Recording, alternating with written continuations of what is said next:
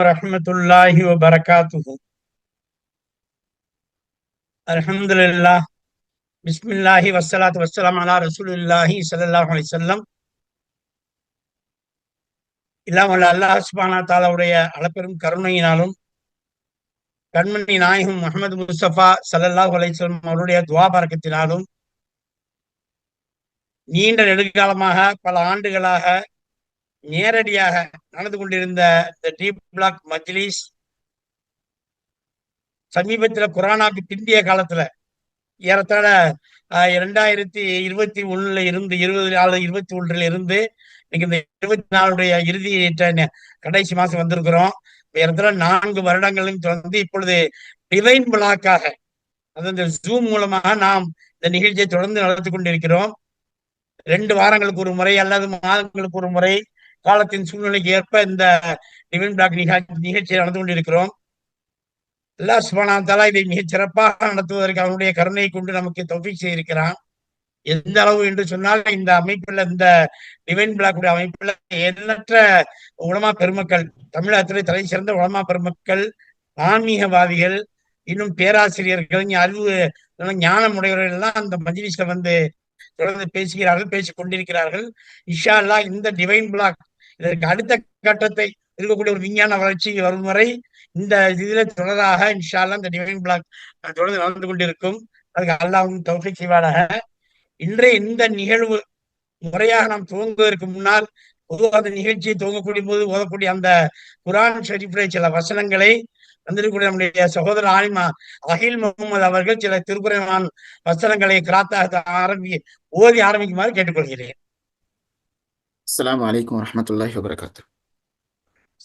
أعوذ بالله من الشيطان الرجيم. بسم الله الرحمن الرحيم.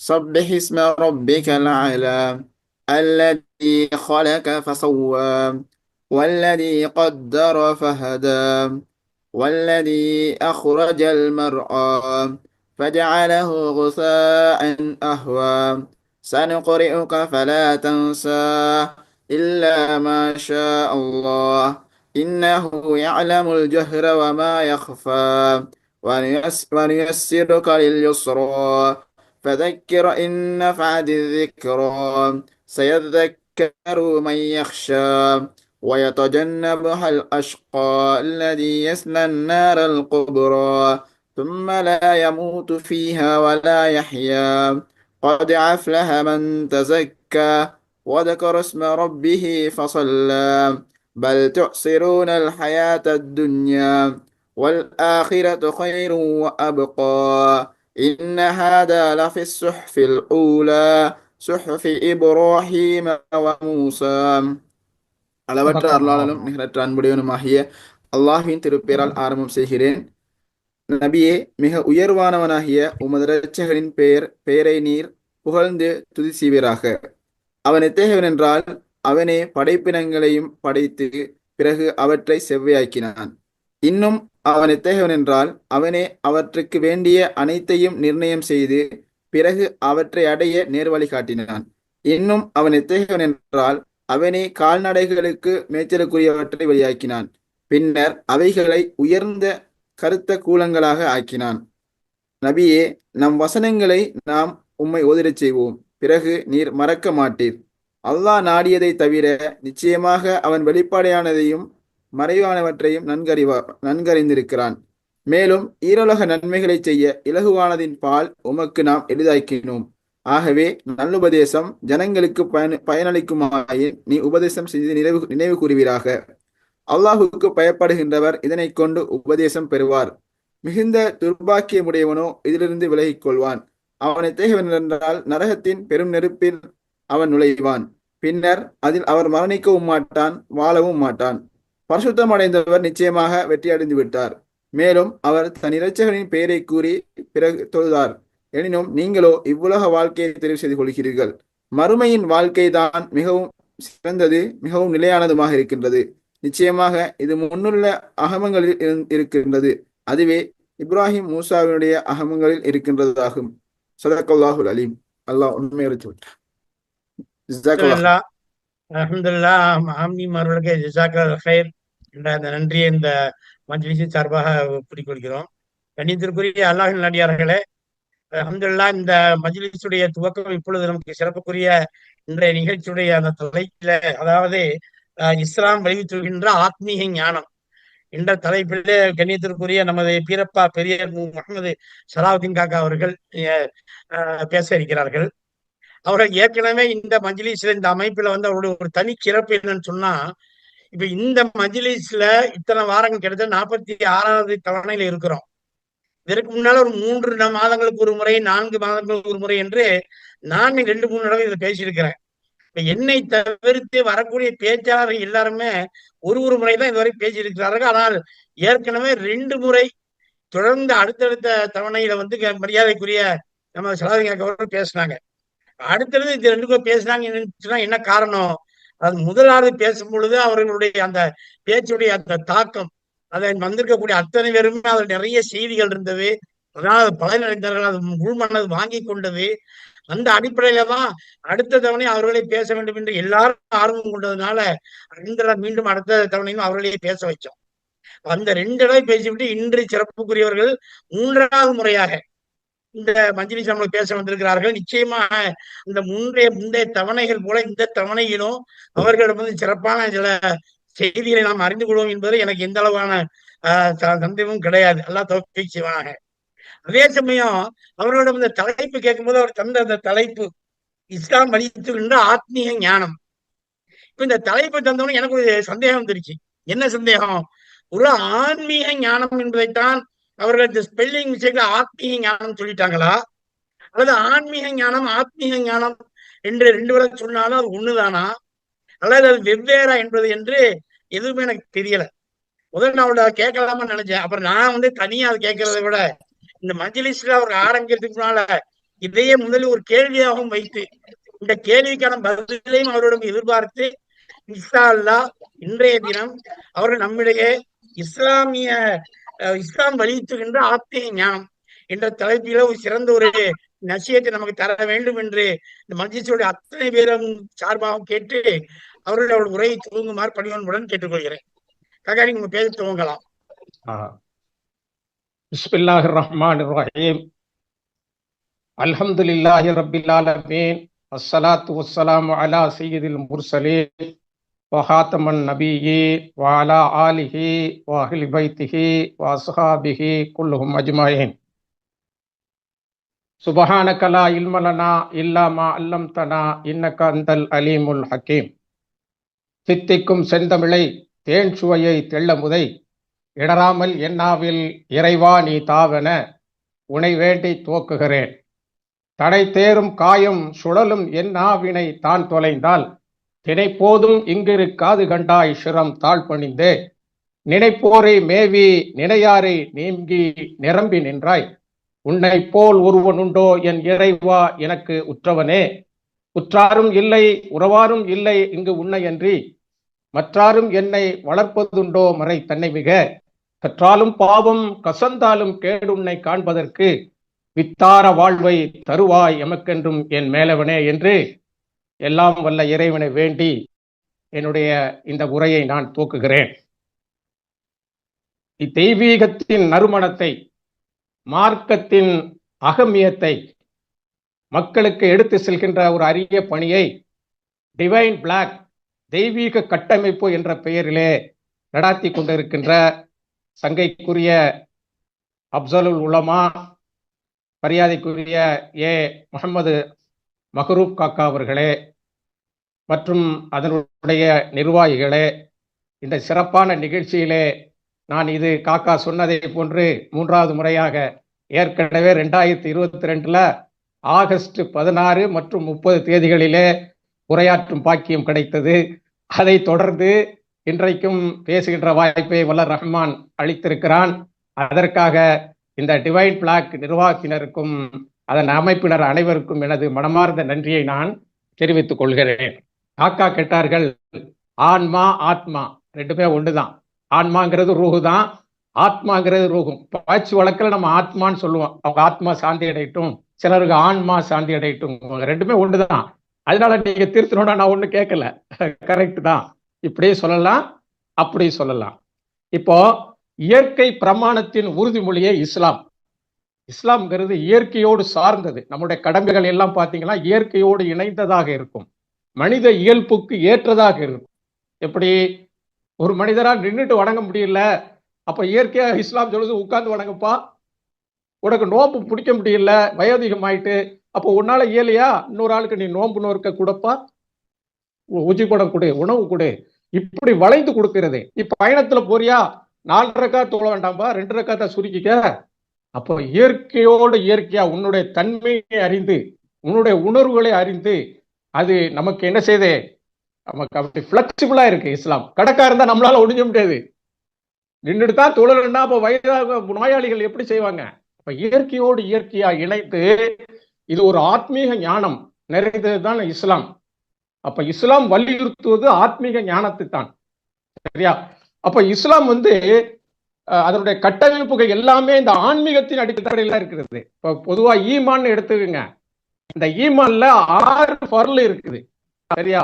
ஆமந்து பில்லாஹி ஓ மலாயிகத்திஹி ஓ ருசுலிஹி ஓ குதுபிஹி வல் கைரி ஹைதி குதுபிஹி வல் யௌமில் ஆஹிரி கதிரி ஹைரிஹி சர்ரிஹி மினல்லாஹி தஆலா. ஈமானுடைய ஃபர்ல்.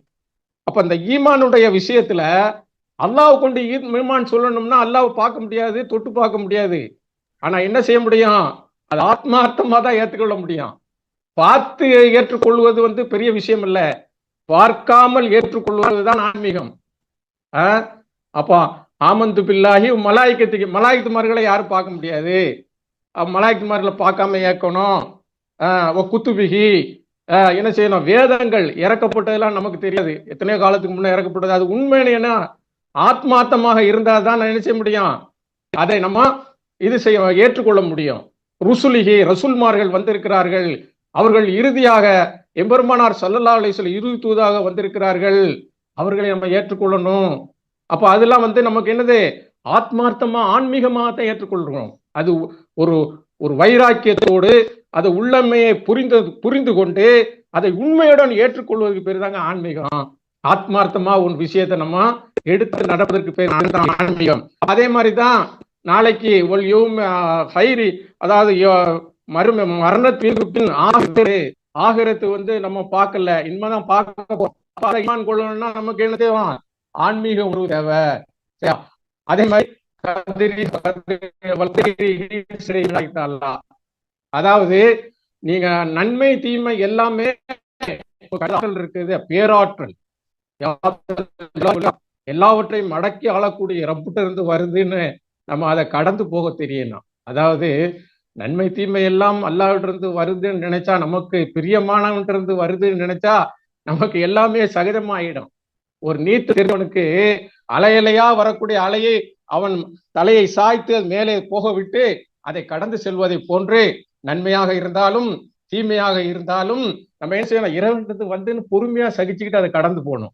இதைத்தானே நபிமார்கள் வாழ்ந்து காட்டியிருக்கிறாங்க, தீர்க்கதரிசிகள் எல்லாம் செஞ்சு காட்டியிருக்காங்க, வலிமார்கள், ஞானிகள், குத்துப்மார்கள், இமாம்கள் எல்லாத்தையும் எடுத்துக்கிடுங்க. அவங்க அல்லாஹ்வுக்கு கட்டுப்பட்டு அல்லாஹ் தரக்கூடிய நன்மை தீமைகளை என்ன செய்யறாங்க, அவங்க ஏற்றுக்கொள்கிறார்கள். இதுதான் ஆன்மீகம், இதுதான் ஆன்மீக உணர்வு. அப்ப இஸ்லாம் எதுல கட்டப்பட்டிருக்கு, முதல்ல 6 ஷரத்து இருக்கு. அந்த 6 ஷரத்துமே என்ன வெளிப்படையா எல்லாம் பார்த்து ஒத்துக்கிறது எல்லாருமே யார் ஒத்துக்கிடுவாங்க, இது பேப்பர்னா பேப்பரை பாக்குறாரு, ஒத்துக்கிறாரு. என்ன பார்க்காமல் நாம ஏற்றுக்கொள்வதற்கு பேர் தான் ஆன்மீகம். இஸ்லாம் இதைத்தான் கட்டமைக்கிறது. இந்த ஆன்மீகத்தின் அடிப்படையில் 5 கடமைகளை கட்டமைத்து 5 கடமைகளுக்கு பிறகும் நீங்க மேல்படியான வணக்கங்கள் வழிபாடுகள் செய்வதன் மூலமாகத்தான் நீங்கள் இறைவனை அடைய முடியும் என்று இஸ்லாம் நமக்கு என்ன செய்து வழிகாட்டுறது. எம்பெருமானார் ஸல்லல்லாஹு அலைஹி வஸல்லம் சொன்னார்கள், அதாவது ஹதீஸ், புகாரி ஹதீஸ்ல இது வருது, 6502வது ஹதீஸுங்க. அதாவது ஆத்மாவின் உச்சகட்டமான ஒரு மனிதனுக்கு இஸ்லாமியன் அடைய வேண்டிய இலக்கை பற்றி பெருமானார் ஸல்லல்லாஹு அலைஹி வஸல்லம் புகாரியிலே பேசுகிறார்கள். 6502வது ஹதீஸ் எண்ணிலே அவர்கள் சொல்கிறார்கள், அல்லாஹ்வின் தூதர் ஸல்லல்லாஹு அலைஹி வஸல்லம் கூறினார்கள், அல்லாஹ் கூறினான், இது ஹதீஸ் குதிசியை சேர்ந்த ஹதீஸ் போன்று தெரிகிறது, எவன் என் நேசரை பகைத்து கொண்டார்களோ அவனுடன் நான் போர் பிரகடனம் செய்கிறேன். ஆன்மீகத்தில் மிக முக்கியமானது. சும்மா இருந்துட்டு போயலாம், ஒரு நல்ல ஆட்களை போய் பகைக்க கூடாது. பகைச்சுட்டா அல்லாஹ்வுடைய என்ன செய்யறோம், அல்லாஹ் நம்மளோட போராடுவான். இந்த நேசர்களை பகைத்து அதனால் துன்பம் அடையக்கூடிய மக்களை நீங்க நேர்ல பார்க்கலாம். எல்லா பணமும் செல்வமும் இருக்கும், கஷ்டம் அப்படி இருக்கும். மக்கள் செல்வம் இருக்கும், அவனால் நிம்மதியா இருக்க முடியாது. ஏன்னா நல்லோர்களை அவன் வந்து நினைச்சிருக்கான், வஞ்சனையா பேசியிருப்பான், தூக்கி எறிஞ்சி பேசியிருப்பான், துச்சமா பேசியிருப்பான். அப்ப அங்க என்ன செய்யறான், அல்லாஹ் போராடுறான்னா அப்புறம் அவனால ஏத்து என்ன செய்ய முடியும், ஒண்ணுமே செய்ய முடியாது. அப்ப அல்லாவே போர் பண்ண செய்யறான். யாரு, அல்லாஹ்வுடைய நேசர்களை பகைத்தா அல்லாவே போர் பண்ண செய்கிறான். எனக்கு விருப்பமான செயல்களில் நான் கடமையாக ஒன்றை விட வேறு எதன் மூலமும் என் அடியான் என்னோட நெருங்க முடியாது. அதாவது கடமையான விஷயத்தை தாண்டி சில விஷயங்கள் இருக்கு, அதை கடைப்பிடிக்கும் போதுதான் என்ன அவன் நெருங்க முடியும், ஏற்படுத்திக் சொல்றான் அல்லாஹ் தாலா. அடுத்து என்ன சொல்றாங்கன்னா, என் அடியான் கூடுதலான வழிபாடுகள் என் பக்கம் நெருங்கி வந்தே கூட, அதாவது 5 கடமைகளோட கூடுதலான வழிபாடுகள் இருக்குது. அது என்னங்க, பெருமானாருடைய வாழ்க்கை நெறி பூரா ஒழுக்கம், அன்பு, நேர்மை, நீதி, பாசம், அனைவரையும் மதித்தல், யாரையும் தரக்குறைவாக நினையாமல் இருப்பது, எல்லோருக்கும் உதவி செய்வது, இப்படி எண்ணற்ற பண்புகள் இருக்கு. இரவிலே எழுந்து வணங்குவது, ஏன்னா யாருக்கும் தீங்கு நாடாமல் இருப்பது, இது போன்ற எக்ஸ்ட்ரா இது வணக்கம், இதுவும் ஒரு வகையான வணக்கம். 5 நேர வணக்கங்கள் மற்றும் விவாதத்துகள், சரியத் கடமைகள், இவையெல்லாம் இது ஏற்படுத்துவதற்கு தான் ஏற்படுத்தப்பட்டிருக்கு. நம்மள்ட்ட நீதி வேணாம், ஒருவர் தொழுகிறாரு நீதி இல்ல, உண்மை இல்லைன்னா அந்த தொழுகையினுடைய பலன் என்ன? அப்ப 5 கடமைகள் எதுக்கு ஏற்படப்பட்டதுன்னா, எதற்காக ஏற்படுத்தப்பட்டதுன்னா, பெருமானுடைய வாழ்வியலை அப்படியே அடாப்ட் பண்ணி இயன்றவரை நம்ம செயல்படுத்தணும். அப்பதான் என்ன செய்யும், அந்த வாழ்க்கை நம்ம எக்ஸ்ட்ரா செல்ல நம்ம தொழுக எக்ஸ்ட்ராவாக அதிகப்படியாக நாம் இறைவனுக்காகவே அமல்கள் செய்ய என்ன நடக்குங்கிறத பாருங்க. அவ்வாறு அவன் நேசித்து விடும் பொழுது, அதாவது என்ன இறுதியில் இப்படி இறைவன் அவன் வந்து மனிதன் நேசிப்பான். இதர நஃபிலான தொழுகை, நஃபிலான விஷயங்கள் வரும். நஃபிலான விஷயம் நான் சொன்னதே, நஃபிலான தொழுகையும் இருக்கு, சுன்னத்தான தொழுகை இருக்கு, அதையும் செய்யணும். இந்த மாதிரி கடமைகள் ரசூலா நமக்கு வாழ்ந்து காட்டிய முறை. இந்த உலகத்தோடு எந்த பற்று எல்லாம் இருந்துச்சு, அந்த எந்த ஒரு பொருளோடு அவங்க பற்றுதலாக இல்லை இல்லையா? அது அவங்க வாழ்க்கையை படிச்சு பார்த்தா நமக்கு தெரியும். அப்படி பற்றற்ற ஒரு வாழ்க்கை, எல்லாத்தோடு இருந்துகிட்டு பற்றற்ற வாழ்க்கையா இருக்கணும். அரசரா இருந்துகிட்டு ஒரு ஆண்டி போல வாழன்னு. ஏன்னா அது மாதிரி நிறைய படிக்காம இருந்து பல விஷயங்களை சொல்லணும்னா ஆன்மீக ஞானம் தானங்க. இஸ்லாமிய ஆன்மீகத்திலிருந்து தான் உருவாகுது. இஸ்லாம் குரானே ஒல் குரானில் ஹக்கீம் அல்லாஹ் சொல்றான், யாசீன் ஒல் குரானில் ஹக்கீம் இன்னக லமினல் முர்சலீன் அலா சிராத்தி முஸ்தகீம். இந்த 3லயும் ஆன்மீக கோடுவேடு இருக்கு. அப்ப ஞானம், குரானே ஞானம் நிறைந்தது. அதை கொண்டு வந்த பெருமானார் ஆத்மீக ஞானம் நிறைந்தவர்கள். ஏன்னா அவர்கள் எப்படிப்பட்டவர்கள் தெரியுமா? இறுதி தூதராக நான் அனுப்பியவர், வேதம் கொடுக்கப்பட்ட நபிமார்கள் மிக முதன்மையான நபியாகவும் அந்த நபிமார்களில் ஒருவராகவும் நேர்வழி பெற்றவராக இருக்கிறாரு. அப்படிப்பட்ட நபியை என்ன செய்யக்கூடாது, உச்சம் காணக்கூடாது. கண்டாமம் முடிஞ்சு ஆத்மீக ஞானம் போயிட்டு அவர் எவ்வளவு தொழுதாலும் சரி, எவ்வளவு சக்காத்து கொடுத்தாலும் சரி, என்ன ஹஜ்ஜி செய்தாலும் சரி, 5 நேரம் இல்ல தொடர்ந்து எல்லா நஃபிலான வணக்கங்கள் செய்தாலும் சரி, நபி மேல முகப்பத்து இல்லைன்னா அதுக்கு அந்த வணக்கத்துக்கு ரூஹ் இல்லைன்னு அர்த்தம். அது ரூஹ் இல்ல, ஆன்மாவோ ஆத்மாவோ இல்லைன்னு அர்த்தம். சும்மா ஒரு சடங்கு சம்பிரதாயமா கழிஞ்சு போயிடும். அப்ப அல்லாஹ் என்ன சொல்றான், ஞானம் நிறைந்த குரான் மீது சத்தியமாக இருக்கிறான். அதே மாதிரிதான் நீங்க குரான் 2வது அத்தியாயம் சூரத்துல் பக்ரா, அந்த பக்ரால அல்லாஹ் தாலா என்ன சொல்றான்னா, அதாவது அலிஃப் லாம் மீம் அப்படின்னு ஆரம்பிக்கிறான். அலிஃப் லாம் மீம்னு ஆரம்பிக்கிறான்.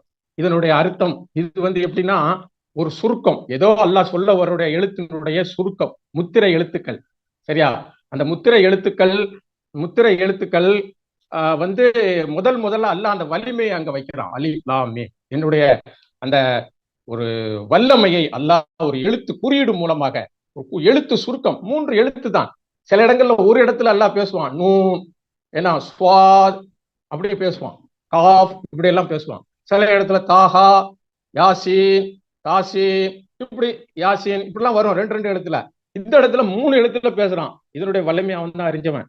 இதுல என்ன சொல்ல வர்றான்னா, இந்த குரானுக்கு நிகரா மனித ஜின் கூட்டங்களே உங்களால சில வசனங்களை ஒரு அத்தியாயத்தை கொண்டு வர முடியாது, அதுக்கு நான் ஒரு முத்திரை வச்சுதான் சொல்றேன் அப்படிங்கிறான். அப்படியா? அப்ப அந்த முத்திரை வச்சு சொன்ன அந்த விஷயம் என்னன்னா, நீங்க நல்லா பாத்தீங்கன்னா நமக்கு விளங்க.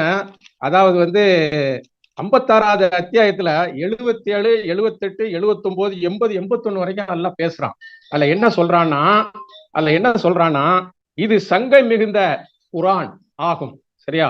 இது பாதுகாக்கப்பட்ட லௌஹுல் மஹ்ஃபூல் என்ற ஏட்டில் உள்ளது. இது பாதுகாக்கப்பட்ட, இதனுடைய தாய் எங்க இருக்கு? லௌஹுல் மஹ்ஃபூல்ல இருக்கு. அதான் மதர்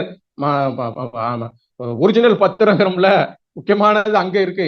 நமக்கு அல்லாஹ் அதனுடைய இதை இறக்கி தந்திருக்கான் 23 வருஷத்துல. சரியா? இப்ப பாருங்க, இது பாதுகாக்கப்பட்ட லௌஹுல் மஹ்ஃபூல் உள்ளது. இது தூய்மையானவர்களை தவிர வேறு யாரும் இதனை தொடமாட்டார்கள். அப்படின்னா என்ன அர்த்தம்? இந்த குரானை ஓதுவதாக இருந்தாலும் அதன்படி நடப்பதாக இருந்தாலும் நல்ல ஈமான் பரிசுத்த உள்ளவங்களுக்கு தான் அது முடியும். மற்றவங்களால அதை தொட முடியாது. தொட முடியாதுன்னா குரானை போய் தொட முடியாது இல்ல, அது ஒரு அர்த்தம். ஏன்னா அது ஒழு செய்துட்டு தொழணும்னு அறிஞர்கள் நமக்கு விளக்கம் தர்றாங்க. உமர் ஃபாரூக் அவங்க தங்கச்சி சொன்னாங்கல்ல, நீங்க தூய்மை இல்லாம இருக்கே, முதல்ல கை கால் ஒழு செய்துட்டு வாங்க, அப்புறம் தான் குரானை தருவான்ட்டாங்க இல்லையா? அப்போ இது பாதுகாக்கப்பட்ட இடத்துல இருக்கு. இதை ஓதுவதற்கும் அதன்படி நடப்பதற்கும் அதனை நம்ம ஏற்று நடந்து நம்ம வெற்றி பெறுவதற்கு என்ன வேணும்? தூய்மை வேணும். தூய்மையற்றவர்களால் இதுல என்ன செய்ய முடியாது, அதை தொடவே முடியாதுன்னு அல்லாஹ் சொல்ல வரான். வேறு யாரும் இதை தொட மாட்டார்கள். ரப்பில் ஆலமீன் இறக்கி வைக்கப்பட்டது. இது யார்கிட்ட வந்தது? ரப்பில் ஆலமீன் இறக்கி வைக்கப்பட்டது. ஆனா மத்தவங்க இதுல அலட்சியமா இருக்கிறவன், தூய்மையற்றவா இருக்கவன் என்ன செய்வான் தெரியுமா? இந்த செய்தி பற்றி அலட்சியமாகவே இருப்பான். குரானை பற்றி கண்டுக்கிட மாட்டான். அவனுக்கு அதோட ஞானம் புரியாது அப்படின்னு அல்லாஹ் சொல்றான். இப்ப பாருங்க, அல்லாஹ் தாலா லௌஹுல் மஹ்ஃபூல் என்ற பலகையில் பாதுகாக்கப்பட்ட இந்த குரான் என்ற வேதத்தை 23 ஆண்டுகளாக படிப்படியாக எம்பெருமானார் ஸல்லல்லாஹு அலைஹி வஸல்லம் முஹம்மது முஸ்தபா ரசூலை கரீம் ஸல்லல்லாஹு அலைஹி வஸல்லம் இறக்கி கொடுத்தான் தெரியுமா? அதனால ஞானிகள் சொல்றார்கள், அல்லாஹு லௌஹுல் மஹ்ஃபூல்ல இருந்து முகமது நபிக்கு 23 ஆண்டு காலம் இறக்கி கொடுக்கப்பட்ட இந்த குரான், இதுதான் வேதம். தாலிக்கல் கிதாப், இது என்னுடைய வேதம். எப்படிப்பட்ட வேதம்? வல் குர்ஆனில் ஹக்கீம், ஞானம் நிறைந்த வேதம். எப்படிப்பட்ட வேதம்? ஞானம் நிறைந்த வேதம். அது யாருக்கு அருளப்பட்டது? நபிமார்களையே சிரேஷ்டமான ஹாத்தமன் நபியான முஹம்மது முஸ்தபா ஸல்லல்லாஹு அலைஹி வஸல்லம் அவர்களுக்கு அது அருளப்பட்டது. அவர்கள் எப்படிப்பட்டவர்கள்? நேரான வழியில் இருப்பவர்கள். அலா சிராத்தி முஸ்தகீம், நேரான வழியில் இருக்கக்கூடியவர்கள். அவர்களை பின்பற்றினா எல்லோரும் நேர் வழி. அது எந்த மனுஷனா இருந்தாலும் சரி. குரானானது, குரானை கொண்டு வந்தவர்கள் நேரான வழியில் அவர்களை தொட்டாலும் அவர்கள் வெற்றி பெற்று விடுவார்கள். இந்த வசனம். அதனால முஸ்தகீம், இது யாருக்குன்னா பயபக்தி, இறைவனை வெளிரங்கமாகவும் அந்தரங்கமா அஜராந்தீங்களா, அவர்தான் வழிகாட்டும். முதலின் நாசுன்னு வரல, மக்களுக்கு நேர் வழிகாட்டுன்னு வரல. யாரு இறையச்சத்தோடு இருக்கிறாங்களோ அவங்களுக்கு இது நேரான பாதையை காட்டி கொடுக்கும். முதலில் முத்தகி அது சொல்லிட்டு அல்லாஹ் சொல்றான், அல்லதீன யுக்மினூன பிமா உன்சில இல்ல, இந்த பாருங்க அது சொல்றான். அதுக்கு அடுத்தடுத்து நமக்கு என்ன சொல்றான்னு சொன்னா, பாக்குறேன்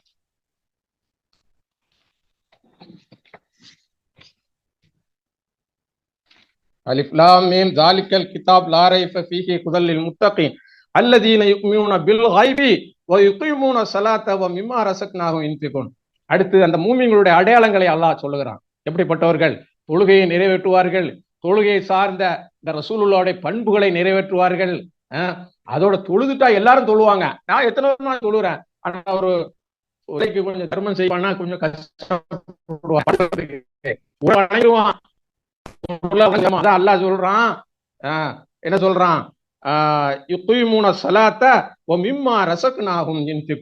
தனக்கு தந்ததில் இருந்து அல்லாஹ் சொல்றான், தனக்கு என்ன தந்திருக்குமோ ஒவ்வொரு மனிதனுக்கும் அல்லாஹ் ஒவ்வொரு அமானிதத்தை கொடுத்திருக்கான்.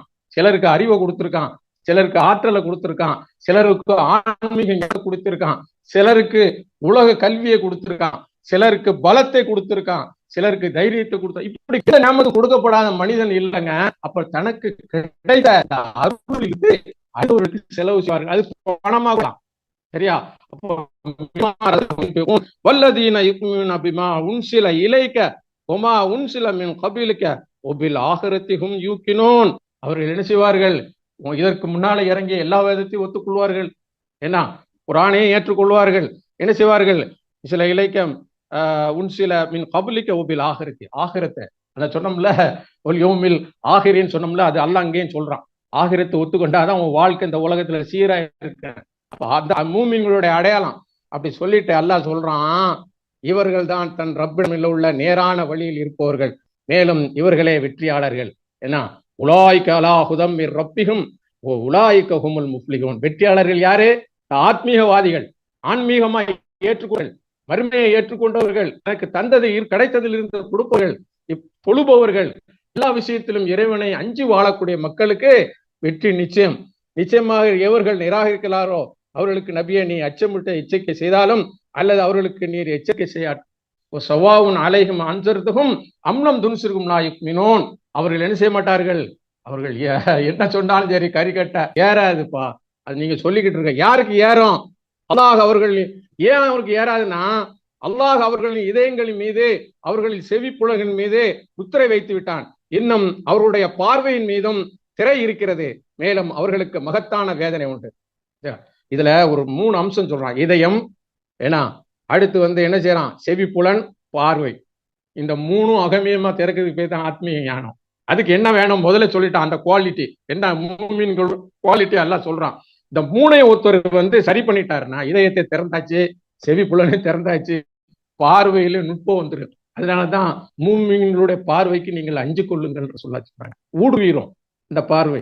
எப்படி உமரே பாருக்கு எங்கே நடந்த ஜாரியால் ஜபல் சொன்னாங்களா, பார்வை ஊடுருவிட்டுல. இப்படி நிறைய இருக்கு, சகாபாக்கள்கிட்ட இருக்கு, ஞானிகள்கிட்ட இருக்கு. அப்போ இந்த குவாலிட்டி வரணும்னா, ஏன்னா அந்த மனிதர்கள் ஏன் ஏத்துக்கிறா, இதயத்துல ஒரு அடப்பு இருக்கு, அப்படியே அடைச்சு முத்திரை இருக்கு. செவியில கேட்டாலும் அவனுக்கு ஏறாது, பார்த்தாலும் புரியாது அப்படின்னு நல்லா சொல்லிட்டு சொல்றான். அடுத்து இதுதான் முக்கியமான விஷயம். இன்னும் மனிதர்களில் சிலர் நாங்கள் அல்லாஹ்வின் மீதும் இறுதி தீர்ப்பு நாளின் மீதும் ஈமான் நம்பிக்கை கொண்டுள்ளோம் என்று நாவினால் கூறுகின்றனர்.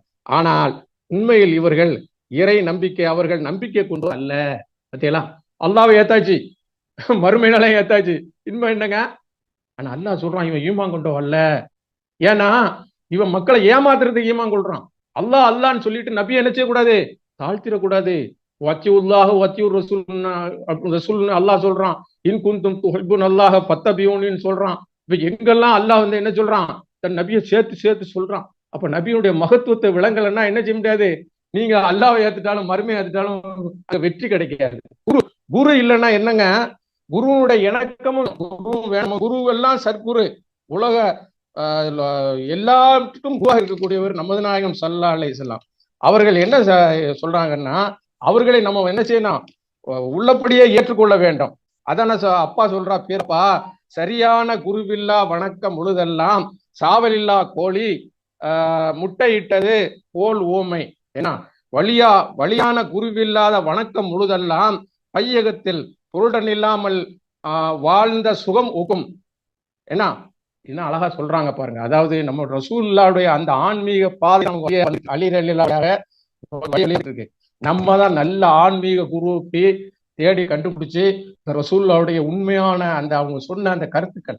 அபூ ஹுரைரா ரலியல்லாஹு தஆலா சொன்னாங்க, எனக்கு 2 வகையான பாத்திரத்தில் ஞானம் தரப்பட்டது. ஒரு வகையான வெளிப்படையான பாத்திரத்தோட நான் விளம்பிட்டேன், இன்னொன்னு நான் வச்சிருக்கேன், அதை சொன்னோம்னா என் கழுத்து கத்தி வந்துருந்தாங்க. இது எங்க இருக்குன்னா, ஹஸரத் அலி வழியாக அது மனது ரீதியில பாதுகாக்கப்பட்டு வருது. ஹதீஸ்கள் சூஃபியாக்கள் உயிரோட்டமாக வைத்திருக்கிறார்கள். அதனாலதான் இங்க என்ன சொல்றாங்க, சரியான குரு வேணும். இப்போ ஒரு நீச்சல் நீச்சல் தெரியணும்னா நம்ம நீச்சல் அடிக்கக்கூடிய எல்லா சக்தியும் நம்ம உடம்புல இருக்கு. ஆனா தண்ணியில விழுந்தா நீச்சல் அடிக்க முடியுமா? நமக்கு ஒரு ஆள் கற்று தரணும். எதா இருந்தாலும் எந்த கல்வியாக இருந்தாலும், உலக கல்வியாக இருந்தாலும், ஆன்மீக கல்வியா இருந்தாலும் நமக்கு ஒரு ஆள் கற்று தரணும். இப்படி போங்க, இப்படி செய்யுங்க, எல்லாம் நமக்குள்ளதான் இருக்கு. ஆனா நமக்கு காட்டி தந்தாதான் நம்ம அதுல வெற்றி பெற முடியும். ஆனா அதே நேரத்துல சிலருக்கு அல்லாஹ் என்ன செய்வான், நபிகள் நாயகம் மாதிரி அவங்க உள்ளத்திலேயே போட்டு வச்சு ஞானங்கள் இருக்கு, ஆத்மீக ஞானங்கள். அது இறைவனுடைய பெரும் கருணை. ஆனா மற்றவர்களுக்கு இது சாத்தியமானா, இது ஒரு குருவை தேடிதான் என்ன செய்யணும், நம்ம அது போகணுங்கிறது இதுல இருந்து நம்ம புரிஞ்சுக்கிடணும். அப்ப குருக்கெல்லாம் குரு யாருங்க, பெருமானார் ஸல்லல்லாஹு அலைஹி வஸல்லம். அப்போ நீங்க ரசூலுல்லாஹ்வை விட்டுட்டு நீங்க அந்த ஈமானை பூர்த்தி பண்ணிட முடியாதுங்கிறது நம்ம தெரிஞ்சுக்கிடுறோம். அது மாதிரிதான் ரசூலுல்லாஹி ஸல்லல்லாஹு அலைஹி வஸல்லம் பார்த்து அல்லாஹ் சொல்றான், ராயினா நீ என் நபியை கூப்பிடாதீங்கப்பா. அதுல 2 அர்த்தம் இருக்கு. யூதர்கள் ராயினா கிண்டல் பண்ற மாதிரி கூப்பிட்டானுங்க. என் நபி அப்படி கூப்பிடாதீங்கப்பா, உன்லூர்னான்னு கூப்பிடுங்க. உன்லூர்னா எங்களை கருணையோடு நோக்குங்கள் அப்படின்னு ரசூலுல்லாஹ் கூப்பிட சொல்றான். ரசூலுல்லாஹ் பார்த்து அபூலஹப் நாசமா போட்டுனான், அல்லாஹ் காப்பாத்தணும், நாஊது பில்லாஹ். ஆனா அல்லாஹ் அவனை சபித்தான். ஏன் சபித்தான்? தன் நபியை அவன் மதிக்கல,